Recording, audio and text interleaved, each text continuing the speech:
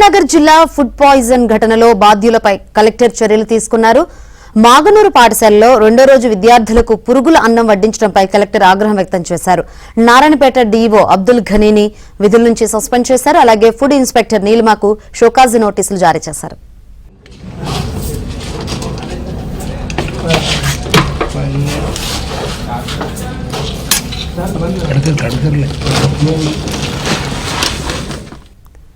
Right, food poison ఘటనలో బాధ్యులపై collector చర్యలు తీసుకున్నారు. మరిన్ని వివరాలు అందించేందుకు మా ప్రతినిధి బసవరాజ్ సిద్ధంగా ఉన్నారు. బసవరాజ్, శంకరి, మాగనూరు మండల కేంద్రంలోని జిల్లా పరిషత్ ఉన్నత పాఠశాలలో ఫుడ్ పాయిజన్ విషయంలో రాష్ట్ర ప్రభుత్వం చాలా సీరియస్ గా అడుగులు ముందుకు వేస్తుంది. ఇప్పటికే ముఖ్యమంత్రి రేవంత్ రెడ్డి దీనిపై సమగ్ర విచారణ జరిపి బాధ్యులు ఎంతటి వారైనా కూడా అందరిపైన కఠిన చర్యలు తీసుకోవాలని చెప్పి ఆదేశించిన నేపథ్యంలో నిన్న జిల్లా కలెక్టర్ సిక్తా పట్నాయక్ స్కూల్ ను సందర్శించారు. స్కూల్ ను సందర్శించిన సందర్భంగా అక్కడ బియ్యం నాణ్యత లేని బియ్యం కనిపించాయి. అదేవిధంగా స్టోర్ రూమ్ అస్తవ్యస్తంగా ఉండే స్టోర్ రూమ్ కానీ, అదేవిధంగా అక్కడ వంట చేసే గది కూడా చాలా దారుణమైన పరిస్థితుల్లో ఉండడం గమనించింది. అయితే అన్నం అప్పటికి కూడా బియ్యంలో విపరీతంగా పురుగులు ఉండి రెండవ రోజు కూడా బియ్యంలో పురుగులు ఉన్న బియ్యాన్ని ఉండడం వల్ల పురుగుల అన్నాన్ని ఉండడం జరిగింది. దీంపై కలెక్టర్ అదేవిధంగా రాష్ట్ర స్థాయి అధికారులు కూడా చాలా సీరియస్ గా అయ్యారు. దాంతో జిల్లా విద్యాశాఖ అధికారి అబ్దుల్ ఘనీని సస్పెండ్ చేశారు. అదేవిధంగా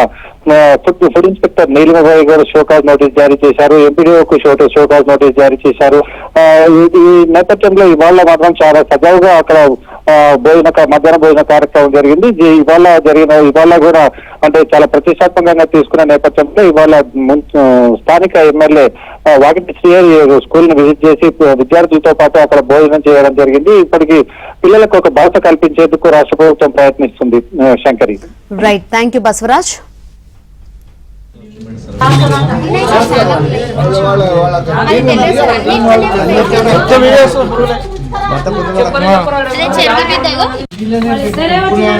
కూరగాయల